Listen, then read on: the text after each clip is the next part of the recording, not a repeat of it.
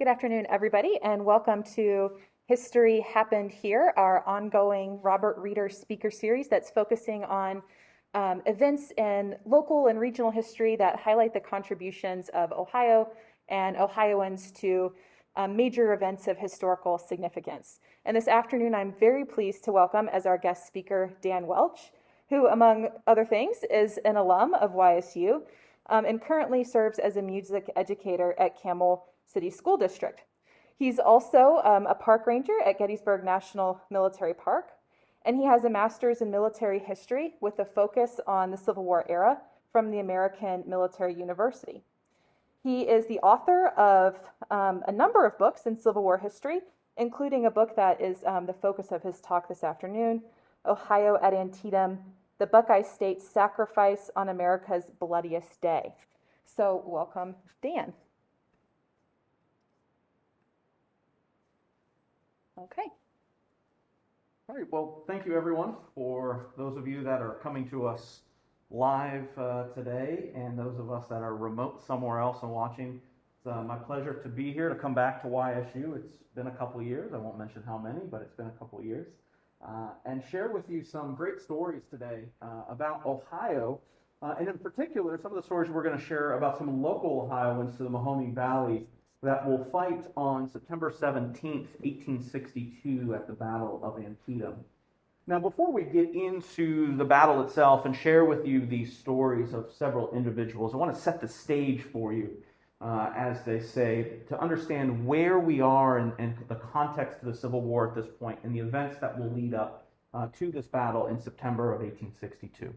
The Civil War at this point is about 18 months old. We're in the second summer of the American Civil War, heading into the second fall, if you will, of the American Civil War. Here in the Eastern Theater of the American Civil War, states such as Pennsylvania, Maryland, Virginia, parts of North Carolina, the Eastern Theater, or military theater of operations, if you will, has seen most of the fighting take place in the state of Virginia itself. Although in April of 1861, the war will begin with the first shots fired in Charleston Harbor at Fort Sumter, it will very quickly spread to other geographic areas from all the way out towards the west, towards the Mississippi River, to the north up towards Kentucky, to the east towards states like Virginia. Getting back to the Eastern Theater, the main significant military actions have been happening in Virginia now since the summer of 1861 with the first Battle of Manassas, or Bull Run, on July 21st of that year. Now, for the rest of the months of 1861, the two armies, the Union and Confederate armies that will fight at Bull Run on the fields of Manassas, the plains of Manassas, these armies will basically recover from this initial combat, this initial battle. A lot of things are not yet in place, if you will. Particularly among them, a substantial medical department to handle the fallout of both armies' casualties following the Battle of First Bull Run. So for the remainder of 1861, in the Virginia theater of the war, we don't see a whole lot of activity. Once winter sets in, 1861 to 1862, military operations at this time still do not often find themselves being conducted in the poor weather months, moving a massive army of tens of thousands of men, several thousand animals, hundreds of cannons weighing 8, 9, 1,200 pounds, having men march in leather shoes on roads that are not always improved in the muck and the mire and the ice. Armies are not operating at this time in warfare in the winter months. So the two main combatant armies in Virginia will basically go into winter quarters. But by the spring of 1862, that renewed effort will come with the return of spring. Commanding the Union Army in this theater of war at this time is a man by the name of General George B. McClellan. McClellan will have his own ties to the state of Ohio. He'll actually initially command the state's militia at the outbreak of the war in early 1861. McClellan has command of about 130,000 soldiers on the Virginia Peninsula. If you're familiar with Jamestown or Yorktown or Colonial Williamsburg, that is the Virginia Peninsula. McClellan's latest pitch to the Lincoln administration is to be able to amass this 130,000 men on the Virginia Peninsula, march them down the peninsula itself, lay siege to the capital of the Confederacy at this point in Richmond, and win the war. There to stop him initially is not one of the famed Confederate hero generals of the American Civil War, Robert E. Lee. Rather, it is the man that is going to get a lot of praise in the fallout from the victory of the Battle of First Bull Run, or Manassas. That is a man by the name of Joseph Johnston. Joseph Johnston, early in this campaign of McClellan's to push down the Virginia Peninsula, will be wounded in action, and there appointed to take over the Confederate forces will be Robert E. Lee. This army will later be known as the Army of Northern Virginia, and will be perhaps one of the more famous Confederate field armies during the war, commanded by perhaps one of the most famous Confederate officers, Robert E. Lee. Lee will fight a series of battles against McClellan and his army, pushing them from the outskirts of Richmond back down the peninsula, has them bottled up at the very tail end, the tip of the Virginia Peninsula, and it's at that point that the Lincoln administration does not know what to do next. McClellan's army has sustained a lot of casualties. So has the Confederate army, but McClellan's army has sustained a lot of casualties, and their supplies are being brought in by boat to the Virginia Peninsula. And so McClellan is left with few options. And McClellan's idea is to have the Lincoln administration send more reinforcements. I need more men. I'm outnumbered. Send me more men. It's a common tale of George B. McClellan during his tenure as commander of the Army of the Potomac. It's at this point in time, however, that the Lincoln administration comes up with a new plan to gather some Union forces scattered in the western portion of Virginia, later to be West Virginia in June of 1863, to put these disparate forces together, place them under one commander by the name of John Pope. Pope's orders are to head down into a part of the Virginia breadbasket, if you will. It's been providing a lot of supplies to the Army of Northern Virginia, and it's to serve a distraction, if you will, to help McClellan get out of the bottleneck that he's currently in. This will ultimately lead into another military campaign as Robert E. Lee decides to gamble on the fact that no matter what the circumstances, positive or negative, that his opponent George McClellan is under, that McClellan will choose not to fight any longer on the peninsula. Lee begins to send off portions of his army to oppose General Pope in central Virginia. Eventually, Lee will make his way there as well. And now a new campaign is on. It will later become known as the Second Manassas Campaign. And it will culminate with the Battle of Second Manassas between August 28th and August 30th of 1862. It's another stunning victory. Following this victory, Lee's army will pursue the defeated army under the command of John Pope back towards the defenses of Washington, with a final battle on September 1st, known as the Battle of Chantilly or Ox Hill. It's at this time that Robert E. Lee is going to make his way to Leesburg, Virginia, and decide what to do with the Army of Northern Virginia next. Lee feels that the best option, not only for his army, but for the Confederate cause, is to move into the state of Maryland and continue to take this offensive campaigns north across the Mason-Dixon into Maryland. He's got a whole shopping list of things he wants to accomplish with this new campaign into the state of Maryland, into the north in September of 1862. Now, we don't have time to get into that today, but suffice it to say, the latest military operations in the Eastern Theater are underway. President Lincoln and the Lincoln administration and the Northern War Department have to respond. And so they're in a state of panic at this point in time. John Pope's army has been defeated on the field. They are racing back towards the defenses of Washington, D.C., which, if you didn't know, in the 1860s is the most heavily fortified city in the world from 1861 to 1865.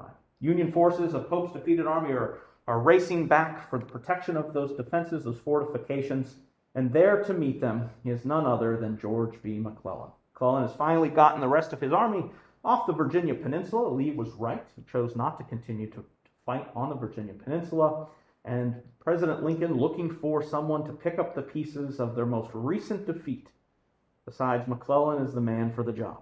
Now McClellan is back in command once again with this massive army. McClellan wastes no time meeting them as they are returning defeated from the battlefield, reorganizing them, refitting them, and moving quickly westward out of the defenses of Washington and racing towards Lee's army as they move northward into Maryland. By middle of the month, on September the 14th, 1862, one of the first significant actions of what will become known as the Maryland Campaign will begin at a place known as South Mountain. And that's where we'll hear our first story of an Ohioan that will fight during the Maryland Campaign, and it will be at South Mountain on September the 14th. I'm going to share with you the story of Lieutenant Colonel Rutherford B. Hayes and his action there on September the 14th, 1862. Now, at this point in time, Lieutenant Colonel Hayes is in command of the 23rd Ohio, which has several companies raised here in Mahoning Valley. From Poland, Canfield, we'll see men from all around the Mahoning Valley join up with the 23rd Ohio Volunteer Infantry. Hayes is in command of this unit, a little over 300 men on Civil War paper, if you will. A regiment is supposed to be about 1,100 officers and men. After a year of war, after expiring enlistments, after illness, disease, those that have been killed in action, those that have been unable to perform physically in the Army as a result of their wounds, these regiments now are about 350 men. So Hayes is in command of the 23rd Ohio, and you can see them on the left middle portion of the map there on the screen in front of you. It's about 9 a.m. on September 14th when you see Hayes' unit, the 23rd Ohio, and the other Ohio units to their right, the 12th Ohio and 30th Ohio, make their deployment onto the battlefield and begin to march forward. Hayes' 23rd Ohio is part of a brigade of Ohioans that are comprised in the Union Army's 9th Corps under the command of Major General Ambrose Burnside. Hayes will give the orders to his men of the 23rd to fix bayonets, to move forward, and to attack. They would be making their way towards a line of North Carolinians that you can see there under the command of Brigadier General Samuel Garland. This battle will occur at Fox's Gap in the South Mountain Range. Now, Hayes' men on the left end of their line, that you can see there on the map, would be the first to move. They would maneuver through some very thick, dense growth, scrub brush, trees, a farm road, and get slowed down as they moved forward. But eventually they would catch up. And by this time, just shortly after 9 o'clock, the traditional Civil War regimental formation we think about, men shoulder to shoulder, men right shoulder shift, 2 ranks deep, are moving forward towards that line of North Carolinians. As Hayes advanced, he recorded in his diary later of that moment, he said, "We pushed through bushes, rocks, and over broken ground. It was difficult for the regiment to maintain their formation. I feared confusion, and so I exhorted, swore, and threatened to keep my men in formation."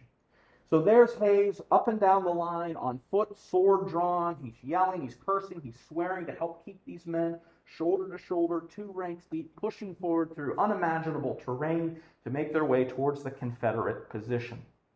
It worked.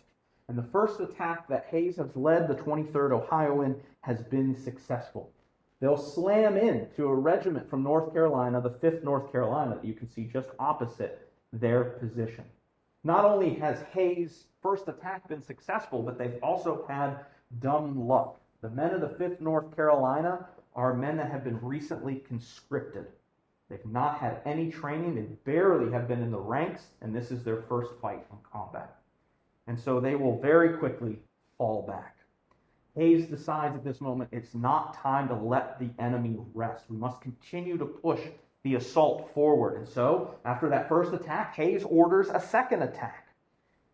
He said, "We found that we could not stand it long," he scribbled in his diary. And so, he ordered a second attack. It's at this second assault, though, that he's finally getting resistance. Hayes and the men of the 23rd are getting some resistance. They're meeting more veterans of this North Carolina brigade, more veteran Confederate soldiers, and then they're not as successful in that first push towards capturing the Confederate line. And so, after this stalemate, Hayes is going to order another charge. He later wrote, quote, "With such impetuosity did our troops charge on the enemy that they appeared thunderstruck, scarce knowing what to do or which way to go."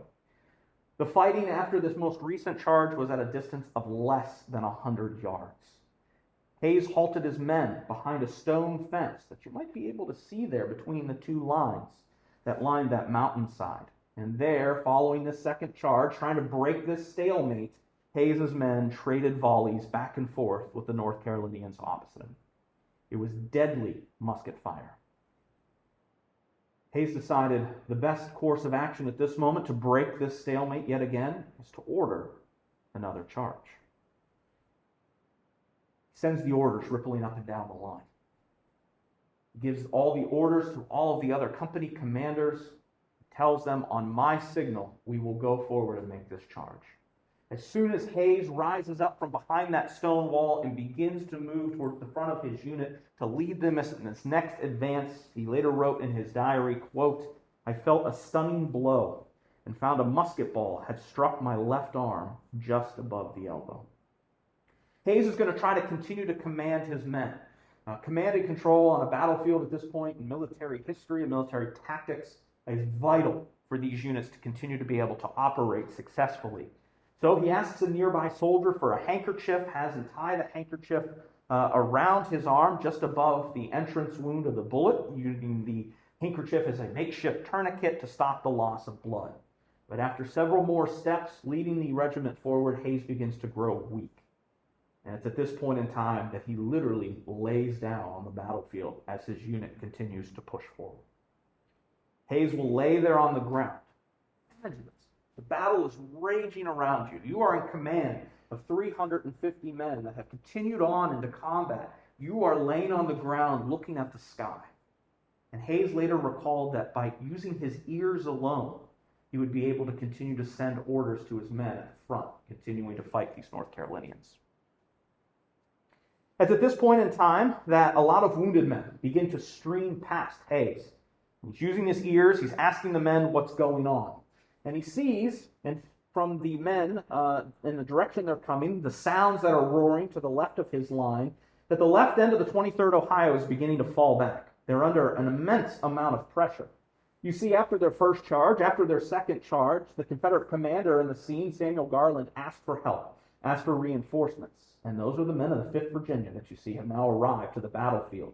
They're beginning to put a lot of pressure on the left flank of the 23rd Ohio. A quick primer in military tactics of the day, and even all the way up through current military technology and tactics of the 21st century. A flank, or the side of an organized body of men, is a weak point. So is the rear. Men are very apt to stand and fight when their enemy is in front of them. They can see where the incoming rounds are coming from. They can see who they are opposing in battle. But once they start being fired upon on their side and in their rear, men will not stand for it. Particularly in this type of warfare, they begin to fall back. So Hayes' men are in a real quandary, and he will order them, the left end of his line, to fall back perpendicular to the main section of the regiment's line of battle. It's at this point in time that the men of the 23rd on the left flank, they begin to fall back to make almost like a inverted L, if you will, or a 90-degree angle. When the rest of the regiment, the center of the regiment, and the right of the regiment misunderstand what's going on, they think the regiment's been ordered to retreat. And so the remainder of the line begins to fall back. And as they're falling back, Hayes will be left behind. And he's now stuck between two opposing lines of battle. He'll later recall that he laid there for about 15 to 20 minutes between the two lines as the opposing sides continued to trade shots back and forth. He later recorded that he discovered that not far from him was a wounded Confederate soldier. Hayes asked the man, in case he did not survive, to hold on to his personal letters and convey them to his family. So he gave all of his personal belongings, his letters, to this wounded Confederate next to him, and the Confederate soldier promised to do it. Hayes later said of this wounded Confederate, "We were right jolly and friendly.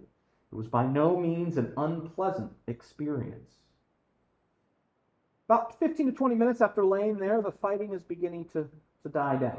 More reinforcements have not been fed into the fight. Those that are on the battlefield have fought themselves into exhaustion. Casualties have been catastrophic. And it's at this time, as the quiet is beginning to settle over the field, that Hayes decides to call out. He'd yell out, "Hello, 23rd men, are you going to leave your colonel here for the enemy?" So some of the men of the 23rd Ohio decided to risk life and limb and make their way out between the two lines of battle and to rescue him. As soon as those men stepped foot into no man's land, the battle renewed. New targets were available for the line of Confederate infantry. And the battle returned, as Hayes would say, it was raging as hotly as ever. As they're trying to get to him, to get him off the battlefield, Hayes is yelling out above the din of battle, go back, find cover. Some would. Some would fall, killed or wounded. But one such soldier would make it to him. A young man by the name of Lieutenant Benjamin W. Jackson would make it to Hayes, grab Hayes, and drag him behind a log for cover. Eventually, more reinforcements for both sides would arrive to the battlefield. You can see that line of Ohioans that come to the rescue of Hayes' 23rd Ohio behind them, men from the 11th Ohio, 36th Ohio, and 28th Ohio. It's at this time that all Ohioans, both these Ohio brigades that comprised the Kanawha Division of the Union Army's 9th Corps, were ordered to move forward, to press the attack, to renew the fight. Now commanding in Hayes' stead, a major by the name of James Conley would surge forward and take the men of the 23rd back into the fight. As he moved them across that no man's land yet again, the Confederates delivered a volley of fire. This only infuriated the Ohioans even more.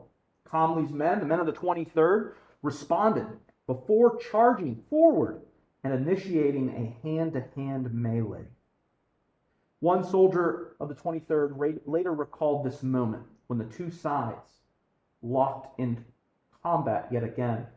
Quote, the psalm singers of the Western Reserve, as the 23rd Ohio was nicknamed, from the hotbed of abolitionism in the North had met the boastful champions of wrong and robbery, from the hotbed of oppression and treason in the South. But freedom's steel, stronger than slavery's bullets, had signally triumphed. The fight was incredibly violent. The division in which these Ohio units belonged had suffered 324 casualties, most of them coming from the 23rd Ohio.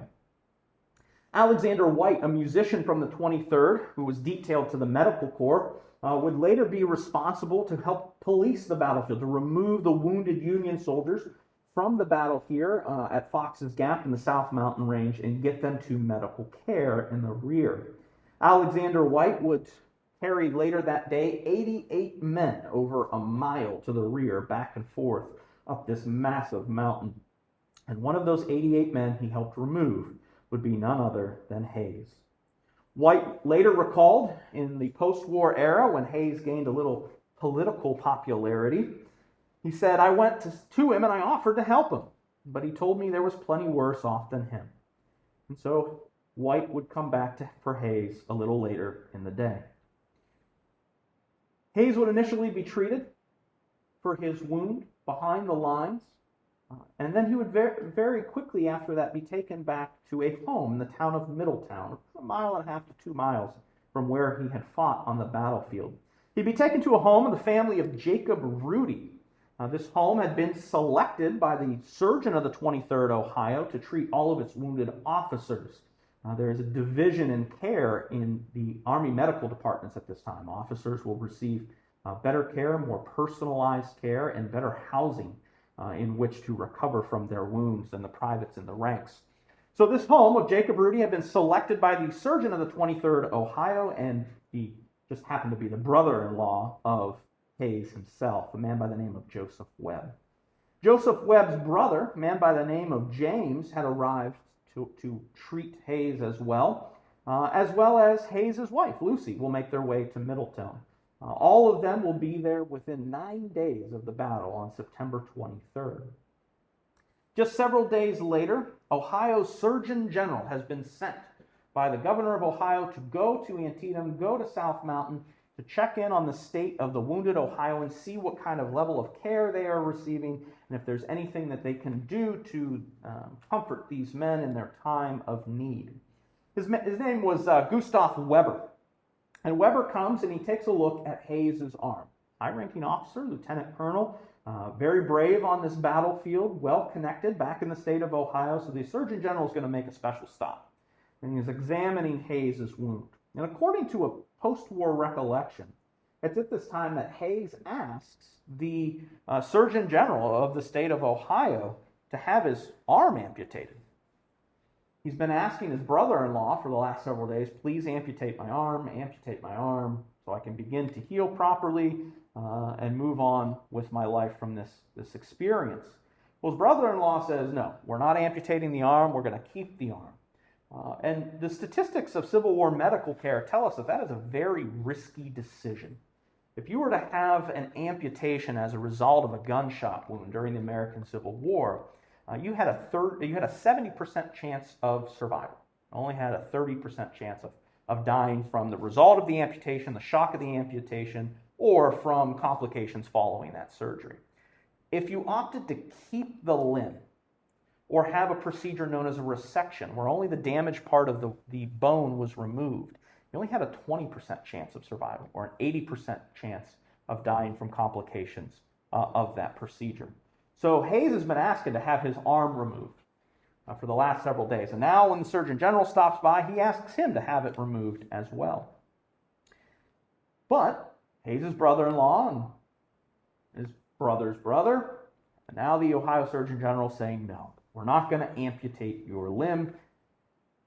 And as history will tell us, it was the right decision. Hayes will have a functioning limb and will be able to keep his life moving forward. He'll stay at the home of the Rudy family for the next 3 weeks. And 159 years ago, yesterday, Hayes would leave with his wife Lucy to head back to the state of Ohio. Hayes would remain friends with the Rudy family for the remainder of his life. Mrs. Rudy would later say that we fell in love with him directly after taking care of him for almost a month. Hayes will travel back to Middletown to visit with the family that provided care for him in the weeks after the Battle of South Mountain in 1864. Kate Rudy, one of the daughters, would visit Lucy Hayes in Columbus in 1868.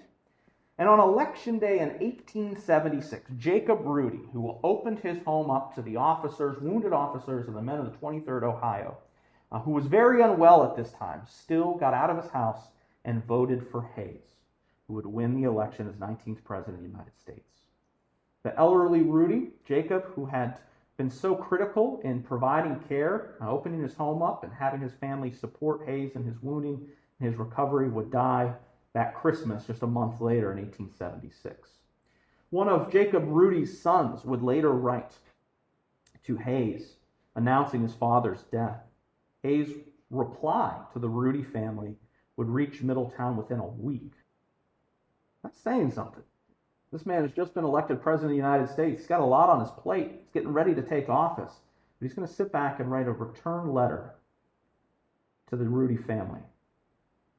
The eldest Rudy son would recall receiving the letter. He said that it expressed the utmost sympathy for us all and reverted kindly to the time when he was disabled and he had a home with us. Now, Lieutenant Colonel Rutherford B. Hayes would be just one of 2 future presidents that would serve during the Maryland campaign, but there would only be one later future United States president that would serve at the Battle of Antietam. That's how we'll end our story a little later today. Let's talk now about the Battle of Antietam itself. Following the Battle of South Mountain on September 14th, the Confederates are going to be falling back. They're making their way back towards the Potomac River to get across the Potomac back into the safety of Virginia. George McClellan is moving his army uncharacteristically fast for him, as one of his personality traits as a commander of the Union forces. He's applying a lot of pressure onto Lee's army. And on top of that, some soldiers of McClellan's army will come across a misplaced or lost set of orders detailing all of Lee's movements in the days leading up to the Battle of Antietam. And so the armies are continually on the move after the Battle of South Mountain on the 15th and 16th, with both Union and Confederate forces taking position not far from a crossing of the Potomac River, the town known as Sharpsburg, Maryland. Now, on September 16th, one of the Ohio units taking position opposite the Confederate line of battle that is growing throughout the day on September 16th around the town of Sharpsburg, Maryland, was the 8th Ohio Volunteer Infantry.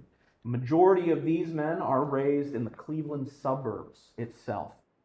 Their position would be taken with their brigade at a very tactically important spot on September 16th, a position where they would be supporting a number of artillery batteries that had opened up on Confederate artillery. Now, this is an absolutely horrible job for men in the infantry. It's tactically important. Military tactics at the time tell us that you can't have your artillery by themselves. You have to support a line or a battery of artillery with infantry. The reason being is that if an infantry assault comes towards that artillery battery, you need to have something to offer in resistance to allow them time to get them off the field. But the entire time you're ordered as an infantryman to support the artillery battery, if those guns are firing at enemy artillery and the enemy artillery is firing back and they're missing their target of the artillery, those shells are landing among the ranks of the men in the infantry. And they have no recourse. There's nothing they can do. They can't move. They've got to stay there. They can't fire back. Their targets are 1.5 miles away. Their weapons don't reach that far. It's a horrible, horrible place to be. And one such soldier, a man by the name of Azor Nickerson, and this is a very post-war photo of him. It's the only image that has been found in the past 150 plus years of him. So he was much younger at Antietam, but at least we have a photo to look at him today. He would later write about this conundrum of being ordered to this tactically important place of supporting an artillery battery. He said, supporting batteries is always irksome. And when the enemy has found your range and occasionally drops a 10 or 20-pound shell in your ranks, it is both disagreeable and dangerous. It's at this point in the story of the 8th Ohio at Antietam and their position on September the 16th that I want to take a break for a second and talk about Ohio at the beginning, or the outbreak, the early outbreak of the war back in the winter of 1860 and into 1861. There's this misconception in Civil War history that all the states of the North were all had the same views, that when Fort Sumter was fired upon, everybody wanted to go to war and to suppress the rebellion once and for all and restore the Union. It's not necessarily the case.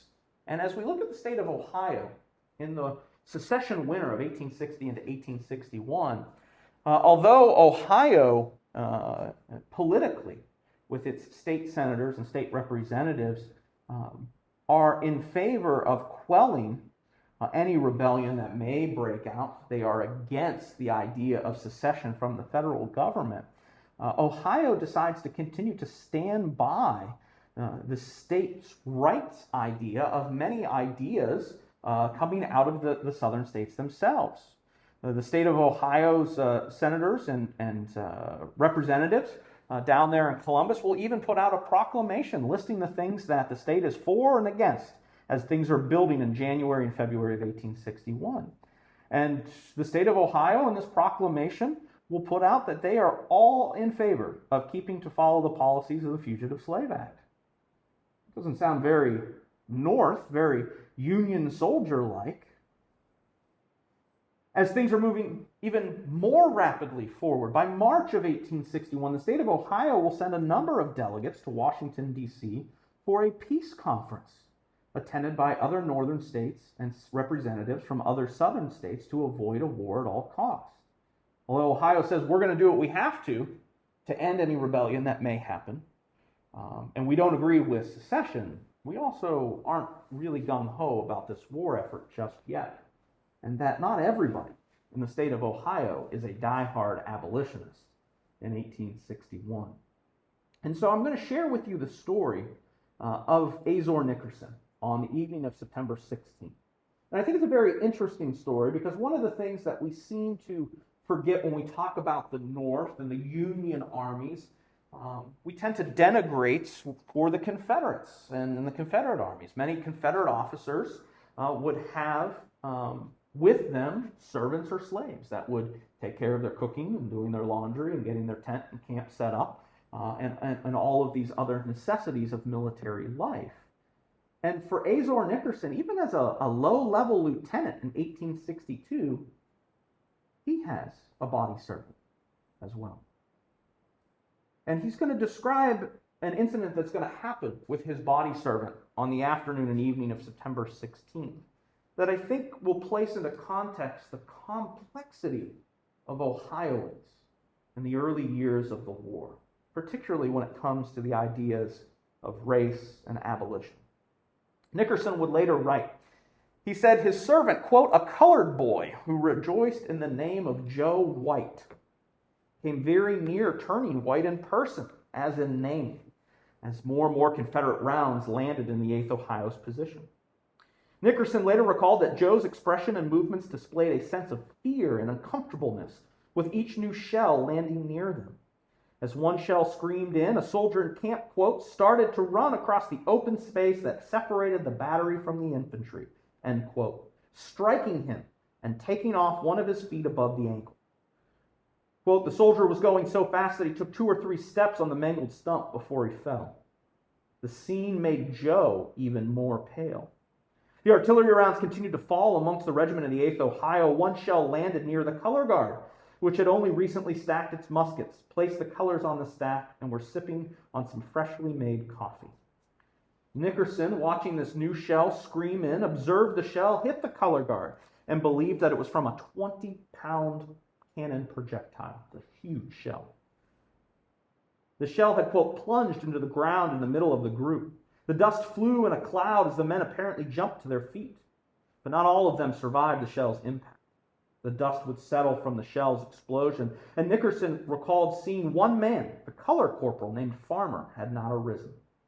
Seeing this man not rise as the dust is settling, Nickerson runs towards him. As he gets closer, he saw that the shell had just impacted the ground. It hadn't even exploded yet. It was still lying nearby. And when he came up to Farmer, eventually kneeling next to him and gently raising him to examine his wounds, he noticed that the shell had, quote, torn away the man's whole side. He was dead almost as soon as I reached him. Now, the sight of this made Nickerson's body servant, Joe, even more nervous, more anxious as to what was going on.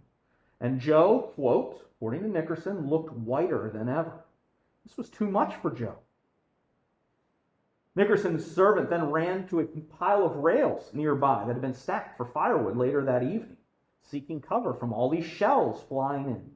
And it was not long before another shell would strike the 8th Ohio's position. This one hit not long before, yet another one would sail in, hit the ground, and glance upward. As it glanced upward, it would take off the top pile of rails that servant Joe White was behind. It sent the rails scattering everywhere into the ground, and it brought, according to Nickerson, quote, Joe to his feet, as white a looking Negro as was ever seen. Finding that he was not hurt, he started at full speed to the rear, and I never saw him no more that night. The fighting of September 16th, an overall skirmish between the available forces on the field, would pick up early in the morning of September 17th, which would become, Antietam's America's bloodiest day. Over the next 9 hours of fighting, 23,000 casualties will occur, men killed, wounded, missing, or captured. For the men of the 8th Ohio, Lieutenant Nickerson among them, they'll move out about 9:15 in the morning as they make their way towards the battlefield. They'll initially be supposed to head west towards the left side of that map, but through a whole host of miscommunications and late orders, will end up shifting southwards towards the center of the line of battle that the Confederates have formed along a very deep rutted road or lane, soon to be known as Bloody Lane. The 8th Ohio will take part in an assault against the Confederate forces that are stationed there. First Lieutenant Nickerson later remembered the moment. He said that the regiment, along with the rest of the brigade, had arrived to this action. He said when they first went in, a number of regiments around them, quote, wavered for a few minutes. And then they broke, and they came running back to our position at a bull run pace, threatening to overrun everything that stood in their way. At this moment, the men of the 8th Ohio were ordered to fix bayonets to stop the stampede, to get these other men from other Union regiments around them back into line and pushing forward towards this Confederate position in Bloody Lane. Only that alone stopped the Union stampede. The attack would continue, and the 8th Ohio would finally have an opportunity to charge towards the Bloody Lane itself. It was during this charge that Nickerson would receive a wound. He remembered feeling, quote, the sharp jab of the bullet, a blur about the eyes, and the war blood running down his right side. His arm fell helpless. Nickerson would fall back towards the rear of his position, where there was a field hospital. He would be there momentarily as he began to see some of the wounded, including another lieutenant, a man by the name of Charles Barnes, with an awful wound, quote, in the head from which a portion of his brain protruded. Nickerson decided to keep moving further to the rear, and he would finally make his way to a church hospital set up late on the evening of September 17th. There he would have his wound attended to, and he would send word that he was being sent back to Ohio towards Cleveland to recover from that wound himself. For the 8th Ohio's involvement that day, Private John A. Chichester of Company B wrote on September 18th that the battle of the previous day, the Battle of Antietam, had, quote, been one of the hardest fought battles of the war. The brigade fought splendidly. The men of the 8th have not disgraced Cleveland. Bringing it back even closer to home is the experience of one last story of Ohioans at Antietam that day. This man here, Commissary Sergeant William McKinley. McKinley would join the 23rd Ohio in the spring of 1861. He would move up through the ranks in the 23rd, eventually finding himself in charge of all of the food, the rations, for not only the men of the 23rd Ohio, but the rest of the Ohio units in Ewing's brigade of the Kanawha Division of the 9th Corps. And it was at this post that McKinley would see action at the Battle of Antietam.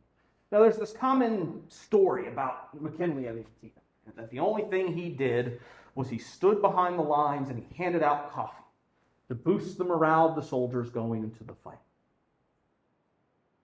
But when you dig a little bit further into the historiography of what McKinley actually did, you'll find a much more compelling story, a story that certainly shows a need and worthiness of McKinley's actions being forever remembered with a monument on the Antietam battlefield. The 23rd Ohio has been sitting out the battle all day on September 17th. They'd fought, we saw them with Hayes at South Mountain, been very bloodied there, and now during the Battle of September 17th at Antietam, it's 2 o'clock in the afternoon, they still haven't gone into the fight. They were ordered to get up that morning at 2 a.m., to follow in line, march towards the battlefield, that they were going into combat at any moment, and they've been lying on the battlefield for 12 hours. They hadn't cooked rations, hadn't had breakfast, hadn't had lunch, haven't had rations issued to them since before the Battle of South Mountain. So many men's haversacks are empty. And after 12 hours of being there on the line, McKinley decides his former regiment, the 23rd, as well as the rest of the brigade, will fight better if an attack comes their way, if they have food in their stomachs. So he sets off. McKinley runs at full pace back towards the rear of the line, about 2 miles away. And he finds commissary wagons there. And he starts ordering men hanging out, shirkers in the rear, around the commissary department to help him out. He noticed these stragglers, and he said there was plenty of them while the fight was raging, and I set them to work. He had them prepare the rations or food to start cooking meat, pork, beans, loading up crackers and barrels of hot coffee. After putting all these men to work, the rations are prepared. They've loaded up 2 wagons. That's a problem. 2 wagons, 1 McKinley. How do you get all these rations back to the line? So McKinley's going through all these men in the rear. He's looking for help. He finds a man by the name of John Harvey of Company I of the 23rd. And Harvey volunteers. Harvey later recalled, he said, "We started by the way of a by road through a heavy piece of woods. After driving along the road for some distance from the camp, we met an army officer with his staff. And they told McKinley that he must not try to go back to his regiment, as it would be impossible to run the blockade of rebel forces." McKinley has now been given an order not to go back to his regiment by a higher ranking officer. McKinley tells Harvey, ignore the order, let's keep going. The road becomes so narrow up ahead as they continue to move through the woods that they couldn't turn around if they wanted to. And so McKinley said, we better try to keep going on a little further. And as they're going further and the road's tightening, they can't turn around, the woods open into an open space. And on the brow of the hill, they will meet another commanding officer who ordered them back immediately. McKinley and Harvey stopped, and Harvey recalled that we considered the matter, and the officer and his bodyguard went in the opposite direction. McKinley decided what to do next, and that the regiment being almost within sight of us, Sergeant McKinley was so anxious to carry out his point and give the half-starved boys something to eat. He made one more appeal to me to run the blockade. He himself risking his life and taking the lead, I followed, and the horses going at full speed past the blockade. We had the back end of the wagon shot away by a small cannon shot, but in a very few minutes we were safe in the midst of the half-famished regiment. Sergeant McKinley reported to the commander of the 23rd, now Major James Comley, taking over for Hayes after his wounding upon his arrival to the front. Cheers erupt up and down the line of Ewing's brigade and the 23rd Ohio as the hot rations reach the men. Numerous officers wrote about McKinley's actions and wrote on his behalf, recommending him for promotion for his brave act. He simply was not just handing out coffee that day. Major Comley would write from the Antietam battlefield to Rutherford B. Hayes, who were still recovering in Middleton, just several miles away.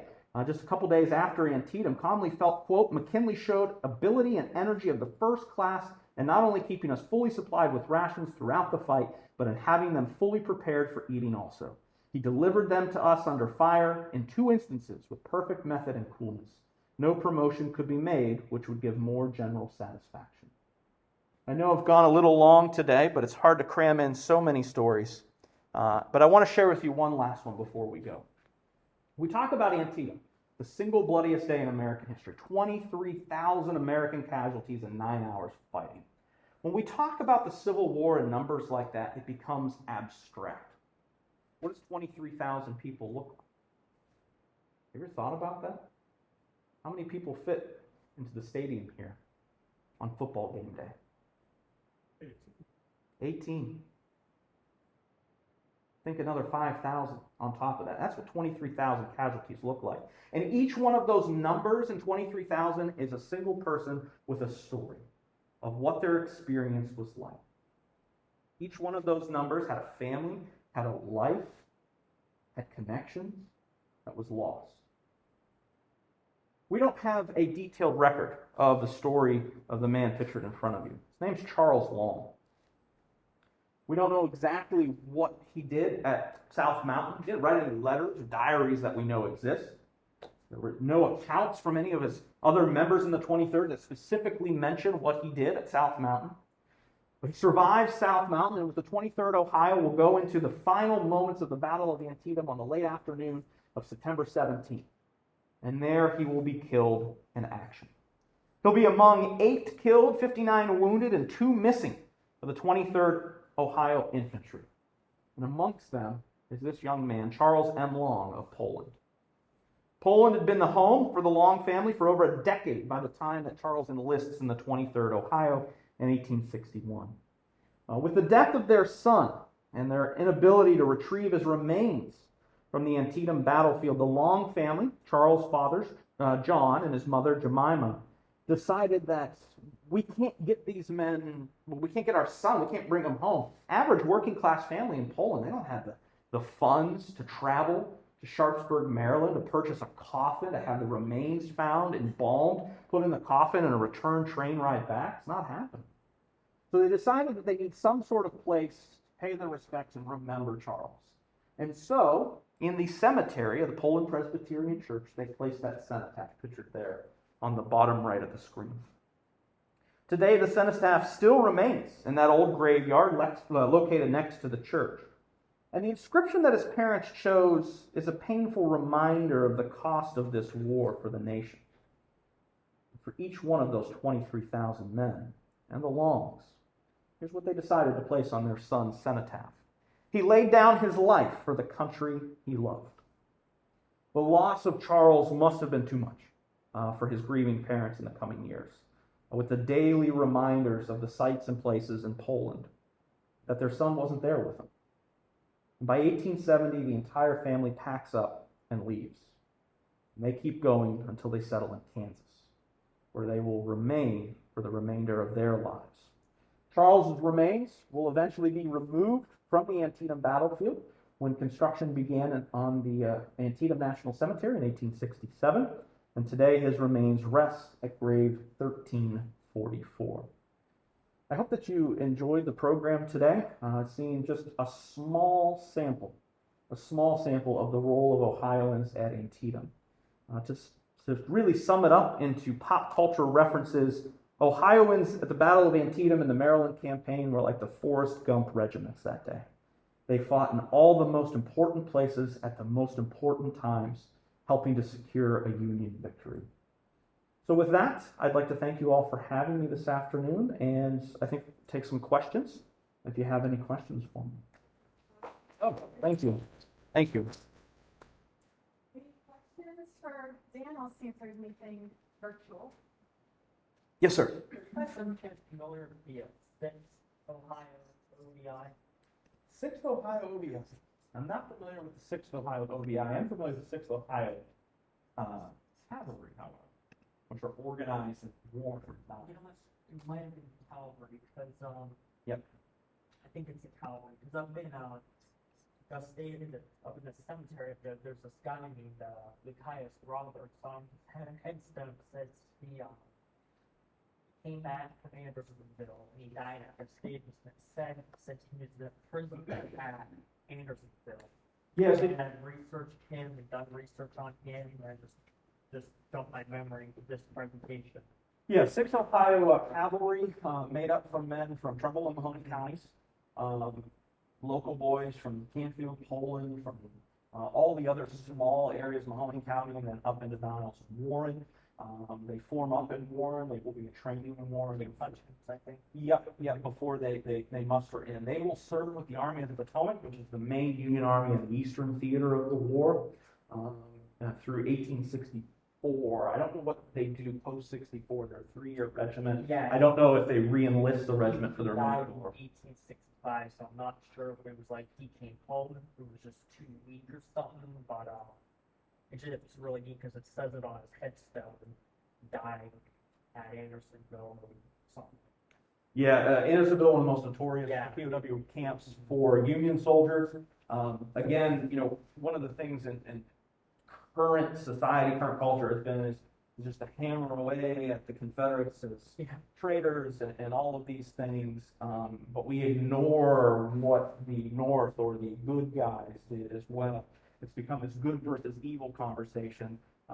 Prisoner of war camps run by the federal government in the North are just as horrific. Elmira, New York, Johnson's Island, Douglas, and Chicago. Some of those conditions were even worse than what happened in Andersonville. But 6th Ohio Cav is a local unit. 23rd Ohio is a local unit. 19th Ohio, which is Western Theater. 23rd Ohio will end out west as well for a while. And they'll bounce back. They're all over the place with the 9th Corps. But those are probably the 3 biggest units that have the most number of guys from Mahoney Trumbull County. That's really neat though about Charles Long. I've seen his headstone there at the Presbyterian Cemetery, but never knew that he was Right. Yeah, so cenotaph. the picture that you saw of him is the only known picture to exist of him, and I found it, no one had seen it before I found it last year. So Rutherford B. Hayes kept a number of CDV albums during the post-war era. He had a lot of members of his unit, the 23rd Ohio, and all of those are held in the Hayes Presidential Library and the Museum and Archives. Unfortunately, you all are going in the history field, we don't get a lot of funding for certain things. They've got one person in charge of their massive amount of collections. The listing of who are in those albums has never been cataloged or put into a digital format. So being able to go through them was able to, one at a time, I found Charles Long. So that's the only known image of Charles Long. And it's very awesome to be able to find a picture of him after years of knowing his story. So yeah, very, very cool. So that is a cenotaph in Poland. His remains are in Antietam. Yep. Any digital questions? Nothing so far. Okay. Any other questions? What happened to Hayes's letters that he left with that Confederate? Yeah, never gets them back. Never gets them back. The letters that he writes while he's in Middletown, though, are fascinating. That chunk of time from September all the way through early October. The first week that he's there, the letters are primarily just to his wife, Lucy. But once Lucy arrives, he begins to write letters to a whole variety of folks, not only writing back to Governor of Ohio, writing back to some other prominent politicians in the state of Ohio, writing to politicians in Washington, D.C. Most of them are in regards to looking for promotions for those that he served with at South Mountain, and almost a nonchalant kind of way trying to elevate himself as well. He's looking for a promotion based upon his wounding. Hayes will rise through the ranks following that. He was good friends with Henry Bishop Perkins of Warren. They actually Correct. invited him over, and so the connections between the two are really, really interesting. That's actually one of the people he does write during that period from Middletown. I can't remember the name of the book off the top of my head, but the letters from that period from Middletown, Maryland, are all published. Oh, wow. They're all published. And the house, the Jacob Rudy house, still stands in Middletown. It's private property. But if you're super chill about it and just kind of casually go up, the family's pretty nice, and they'll show you the room where he recovered at. Yeah. Well, I guess I'll just thank Dan one more time, and I'll encourage those of us who are in person to please check out Dan's books. And for those of you out there virtually, you can find Dan's publications. Again, Daniel Welch is the name. And thank you very much for joining us.